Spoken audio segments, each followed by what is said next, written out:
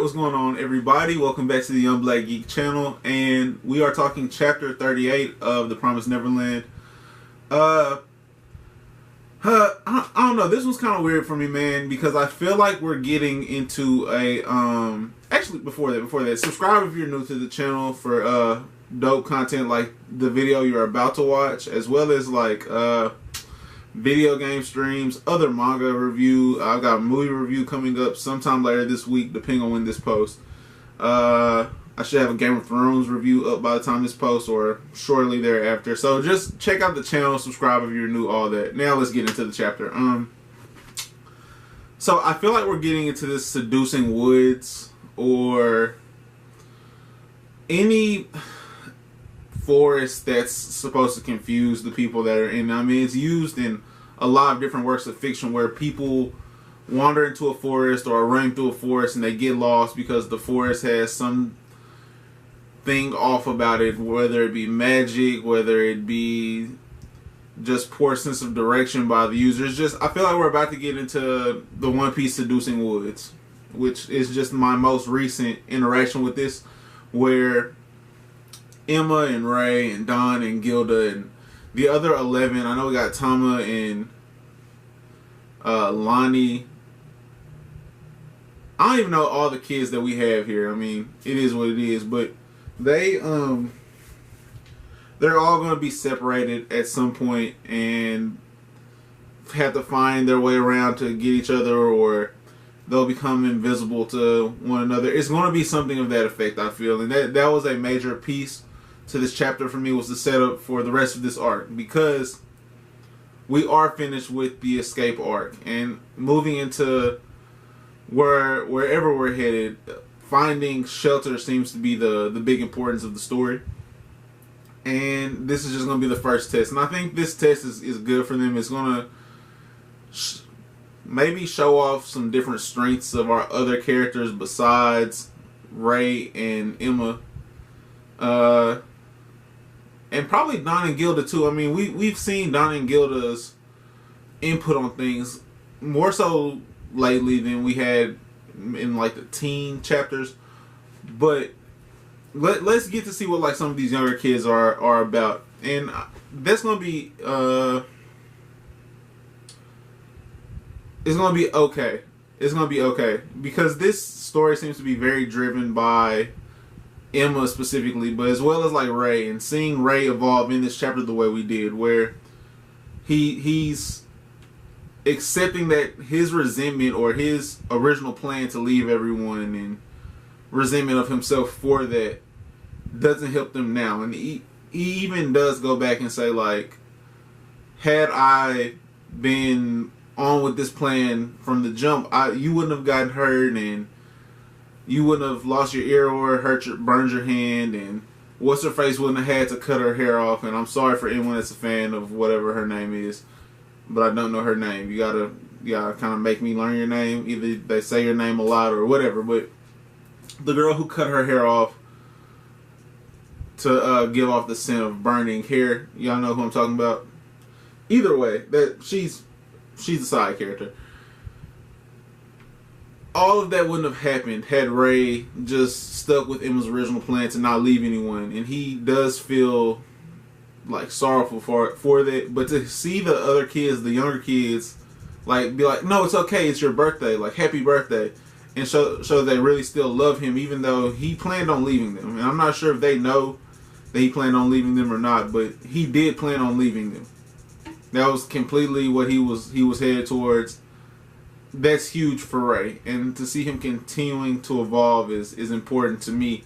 I think that there's something tricky with this William Minerva, and I'm glad that we're getting back to this point that we touched on with the books. Phil, that's how we knew Phil was a real one too, because Phil actually was the one who put us on game with William Minerva when he was looking through the books and saw that his name was in a lot of the books, and the owl with the Morse code.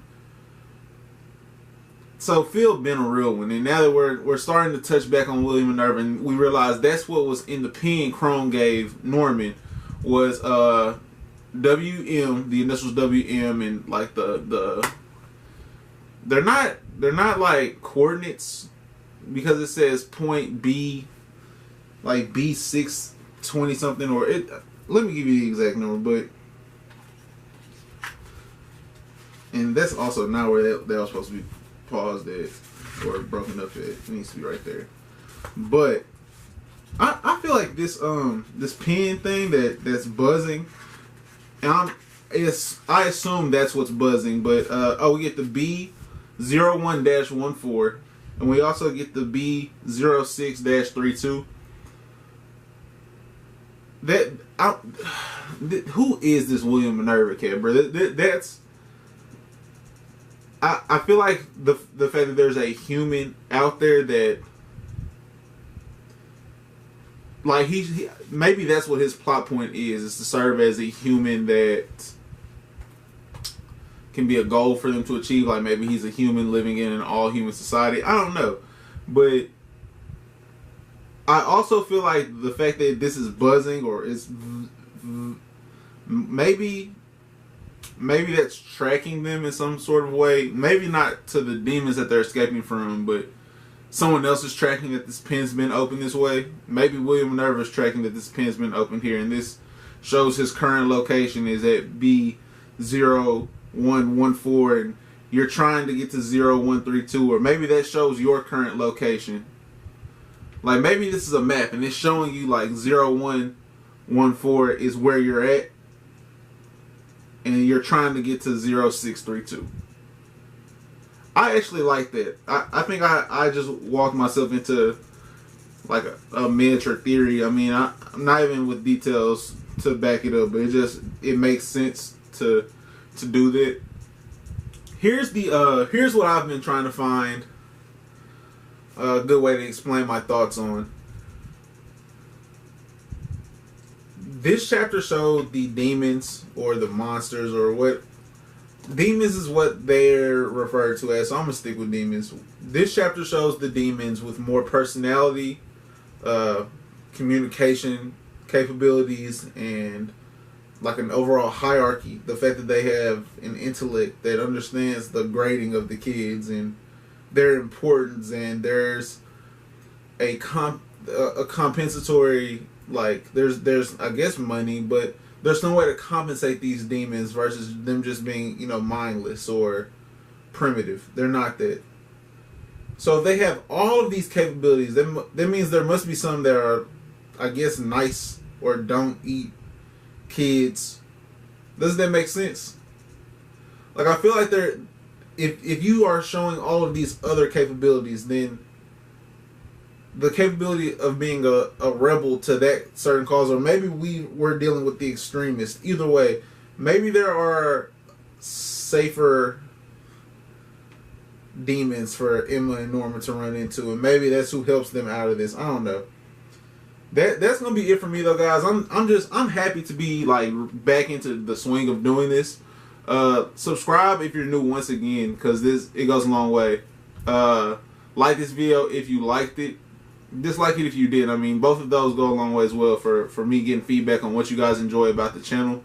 In the comment section below, let me know how you're feeling about that theory of the pin that shows the location or the coordinate point. Is that going to change depending on where you are? Because Emma didn't say that, like, it has changed since then, so maybe it's locating someone, but I feel like the pin shows you where you are, and that's why they wrote where you're trying to get to. This chapter for me was actually a 3 fire emoji chapter. I enjoyed it a lot. Actually, whoa! I got a lot of that out the way, and this was a 3 fire emoji chapter. But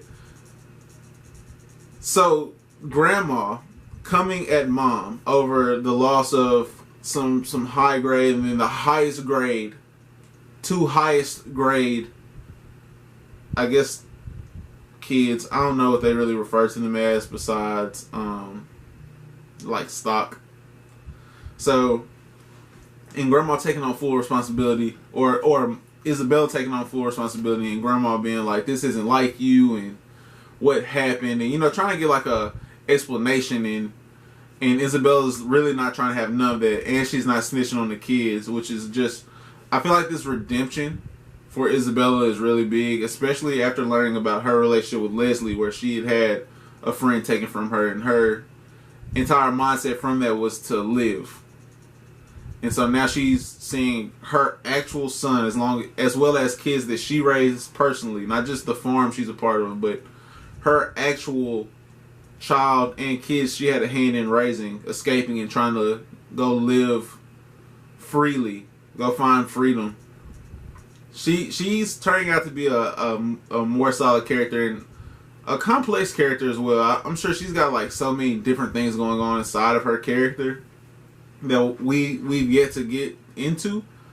But man, this was a solid chapter. Three fire emoji chapter for me today, guys. I'm thinking from here forward, probably switching to like a scale of 10. Let me know how you guys feel about that in the comment section too. I'll have already done it by the time this video's out, or haven't not done it by the time this video's out. But I'd like to hear you guys' feedback so that whenever we go back to this, I'll be back. I don't know. Playing with that in my head though, so stay tuned for that. Have a great rest of your day, and peace.